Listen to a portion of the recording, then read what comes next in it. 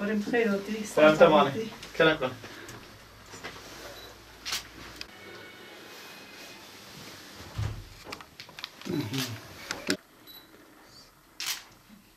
Sahibi.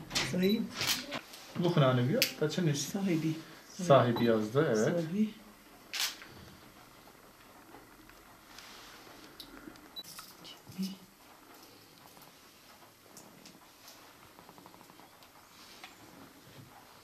Birle. Hı hı.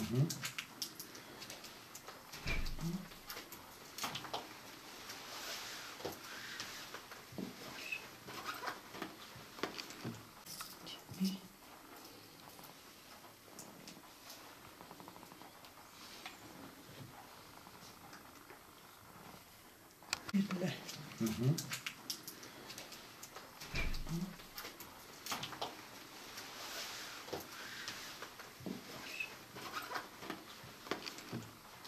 Evet. Normalde o kadar fazla tecrübelemiş olursa tabii ve heyecanlısa da. Mesela arkada.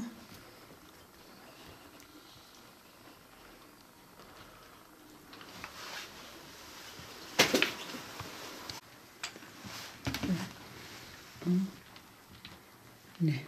Hı hı. Evet. Sahibi. Kipirle. Arkade. Arka. Da. Bunu da okuyayım. Haz.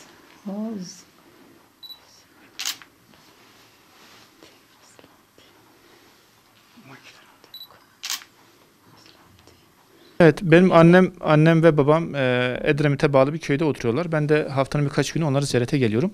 Dün de eve geldim, yemek yiyecektik. Bir baktım annem elinde bir kağıt, bir kalem, harfler çizmeye başlıyor idi. Ben dedim ki anne ne yapıyorsun? Dedi ki ben karar verdim. Ben de artık okuma yazmayı öğreneceğim. Bu da benim çok hoşuma gitti. Ben de bunun bir fotoğrafını çektim.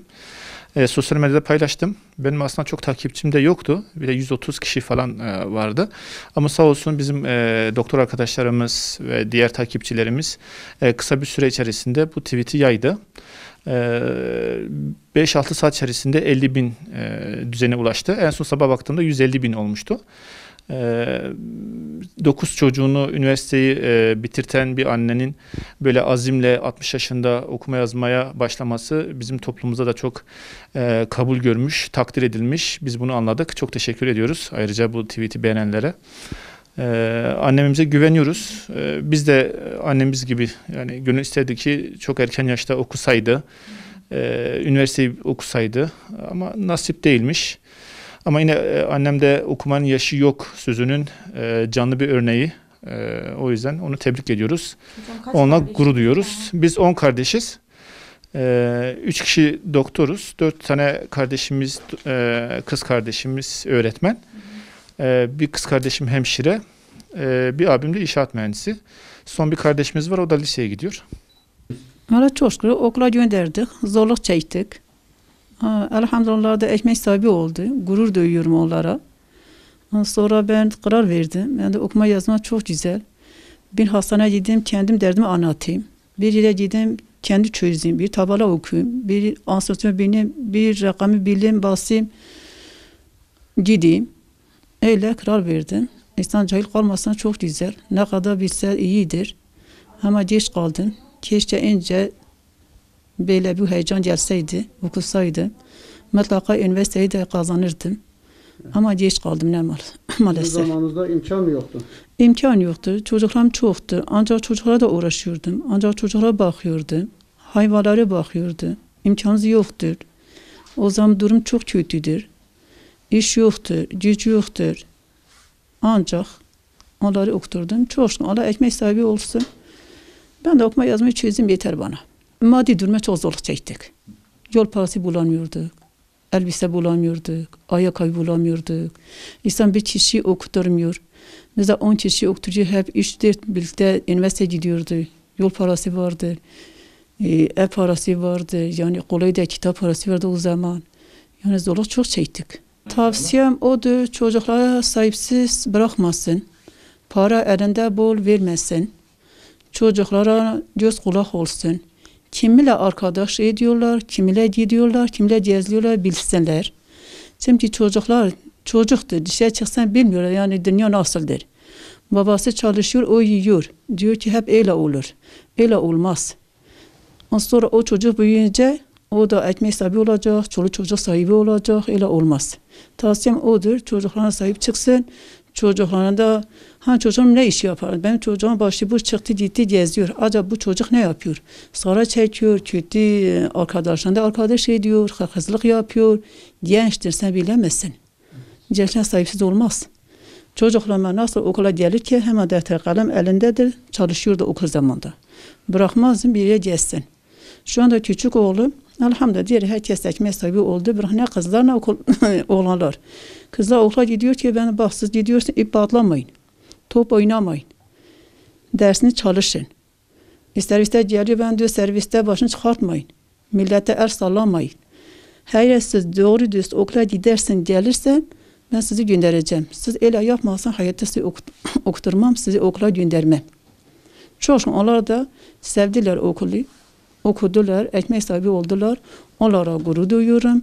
Çok şükür hem oğlanlara hem kızlara. Benim 10 tane çocuğum var. Bu 10 çocuğu ben dedim kendi kendime hanımıma dedim biz bunları okutacağız. İmkanı yoktur. Biz bunları okuturduk. İnşaatlarda çalışarak okuturduk. Çok şükür. 3 tanesi doktor oldu. 4 öğretmen, bir mühendis, bir de hemşiredir. Bir tanesi de şimdi lise 1'e gidiyor.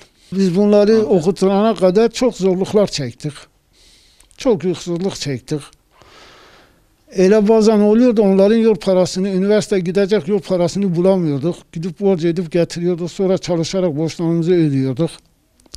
Çok şükür şimdi hepsi de bize sahip çıkıyorlar. Gelip gidiyorlar. Bir tanesi en büyüğü inşaat mühendisidir. Onun küçüğü psikiyatri doktorudur. Evi Konya'dadır. Kendisi bölgede çalışıyor burada. Bir tanesi kardiyologdur. Bir tanesi iş yeri hekimliği yapıyor. 4 tane öğretmendir. Bir de hemşiredir. Bir tanesi de liseye gidiyor. Ben çocuklarımla gurur duyuyorum. Şimdi arkadaşlarıma tavsiyem bu. Çocuklarını okutursunlar ve sahip çıksınlar. Sahip çıksınlar. Öyle bir dönemdeyiz ki yani kötü bir dönemdir. Çocuklarınıza sahip çıksınlar. Okulları takip etsinler. Okul müdürleriyle görüşsünler. Bakalım çocuk okuyor mu okumuyor mu ona göre kendileri okutursalar daha güzel olur. Çocukları da ekmek sahibi olur. Nenem kendisi benden kitap isteyip okumak istedi. Ben de tamam dedim ve ona öğretmeye başladım. Kısa bir sürede okumayı çözdü ve yazmayı çözdü. Ben açıkçası nenemle çok gurur duyuyorum ve nenemi çok seviyorum. Başarılarının devamını diliyorum. Şu an ben de öğrenci olduğum için bayağı bir derslerim oluyor. Yani hemen hemen ben neneme veriyorum, nenem çalışıyor.